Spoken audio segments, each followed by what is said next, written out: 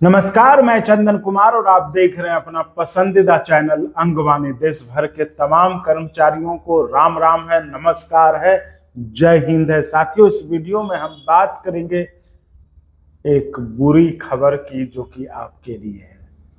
आप हमेशा कहते रहते कि आप खुशखबरी सुनाते रहते, खुशखबरी सुनाते रहते हैं, है ना।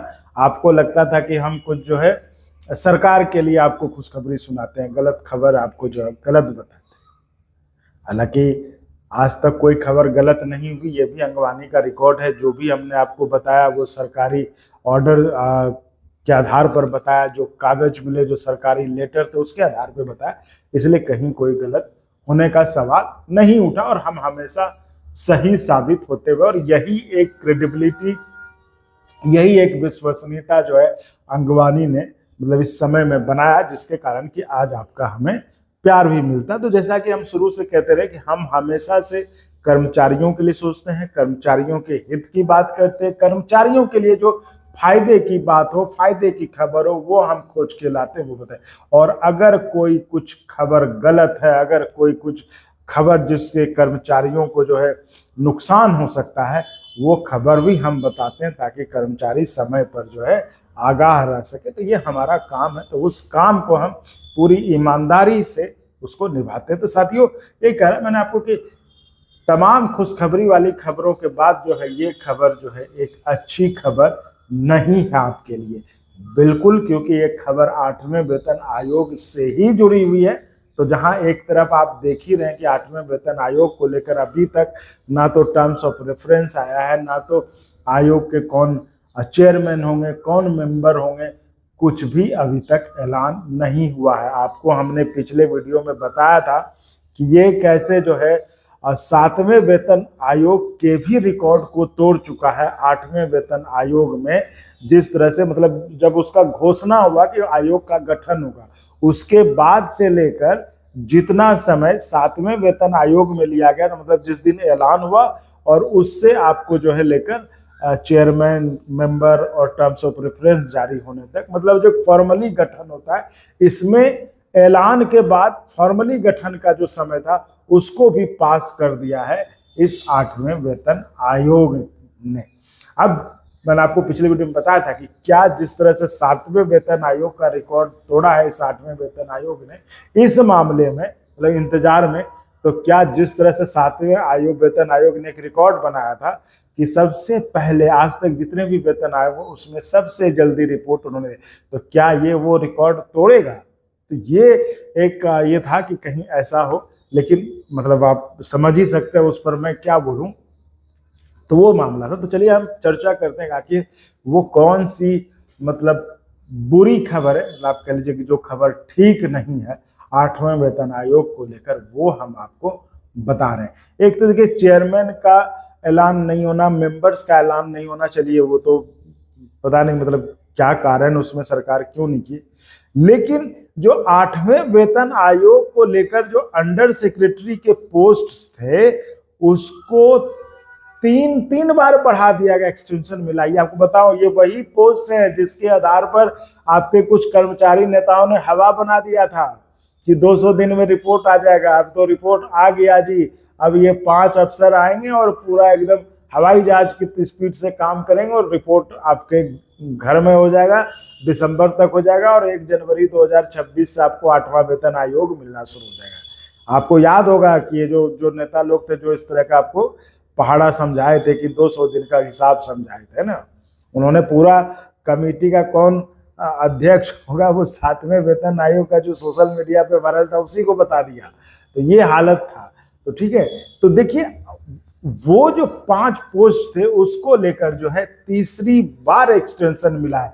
आखिर अब सवाल ये उठता है, आखिर क्या कारण है कि वेतन आयोग जो सीपीसी है, जो सेंट्रल पे कमीशन है 8वें वेतन आयोग के लिए, जो सरकार की कवायद थी, जिसके लिए जो सरकार ने ऐलान किया था जनवरी में 8वां वेतन आयोग का गठन होगा, उसको कर्मचारी यानी कि उसको अफसर नहीं मिल रहे हैं। कर्मचारी तो चलिए बात की आता है, जो अफसर आने थे वो उनको नहीं मिल रहे हैं।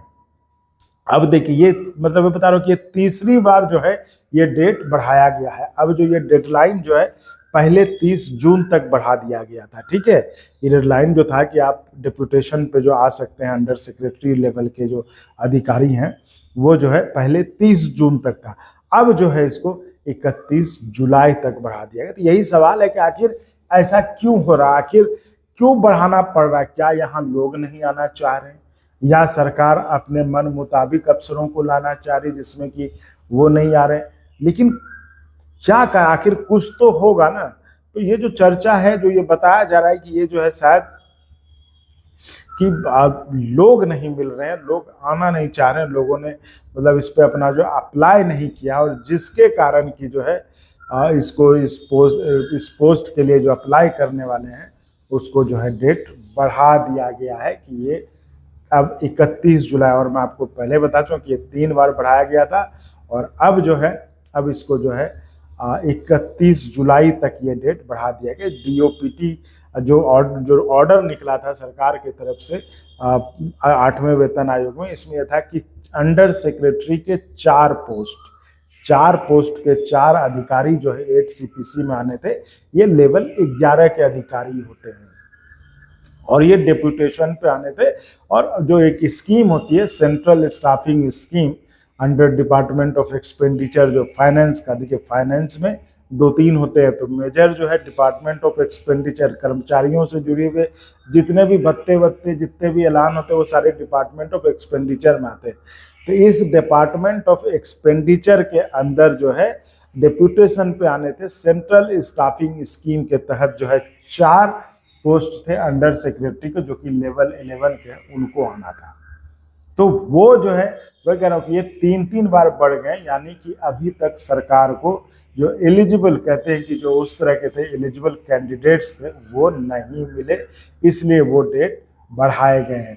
अब वो मतलब क्यों बढ़ाए गए ये तो नहीं पता, लेकिन इसको लेकर यही सवाल है कि शायद सरकार को जो वो चाह रहे थे या एलिजिबल कैंडिडेट नहीं मिले। अब अप्लाई किए भी नहीं कि ये तो जानकारी डोमेन में नहीं है, लेकिन अब जो भी है ये है कि अब मतलब चेयरमैन और मेंबर तो छोड़िए, 4 अफसर भी 8वें वेतन आयोग को अभी तक नहीं मिले, या उन्होंने जो एलिजिबल कैंडिडेट हैं उन्होंने अप्लाई नहीं किया 8वें वेतन आयोग। तो ये कह रहा हूँ कि ये सब जो है ना एक तरह से मिलके आपके जो दिल में बेचैनी है, जो उम्मीद है कि 8वां वेतन आयोग जल्दी से गठन हो, फॉर्मली उसकी रिपोर्ट पे काम करना शुरू हो, जिससे कि हमें बिना देरी हुए जो है जितना जल्दी हो सके रिपोर्ट आए, जिससे कि हमें 1 जनवरी 2026 से बढ़े हुए तनख्वाह का, बढ़े हुए सैलरी का आनंद हम उठा सके। लेकिन जब इस तरह की खबरें आती हैं तो जाहिर तौर पर आपका मनोबल गिरता है, मतलब आपको निराशा होती है कि पता नहीं अब कब क्या होगा। तो चलिए उम्मीद करते हैं कि जिस तरह से ये डेट 31 जुलाई तक बढ़ाई गई है, इस एक्सटेंशन में वो 4 अंडर सेक्रेटरी जो हैं 8वें वेतन आयोग के लिए मिल जाए, जिससे कि देश भर के तमाम 1 करोड़ 20 लाख जो कर्मचारी हैं उनकी जो इच्छाएं हैं 8वें वेतन आयोग से, जो आशाएं हैं, जो उम्मीदें हैं, वो जल्दी पूरी हो सके और इस महंगाई के दौर में बढ़े हुए वेतन से कुछ उनको राहत मिल पाए। तो चलिए हमने आप इतना कमेंट करते थे तो हमने आपको एक बुरी खबर भी सुना दी, तो लेकिन हम चाहते नहीं है कि आपको बुरी खबर सुनाएं। हमारी कोशिश हमेशा से रहती है कि आपके लिए हम कोई खुशखबरी ही खोज कर लाएं। तो चलिए ये खोज जारी रहेगी और खुशखबरी हम सुनाते रहेंगे। तो फिलहाल के लिए इस वीडियो में इतना ही, लेकिन साथियों इस मेहनत को अगर आप सम्मान देना चाहते हैं तो इस चैनल को सब्सक्राइब करिए और करवाइए जरूर, क्योंकि यही हमारे मनोबल को बढ़ाता है, जिससे कि हम आपके लिए और जोश खरोश से आपके मुद्दे को, आपकी बात को आगे बढ़ाते रहें। बहुत बहुत धन्यवाद। और अगर आपको अच्छा लगा तो एक बार और आपको मैं कहना चाहूँगा कि आप इसको प्लीज़ सब्सक्राइब और शेयर करते रहें, ताकि हमारा भी मनोबल और सपोर्ट बना रहे।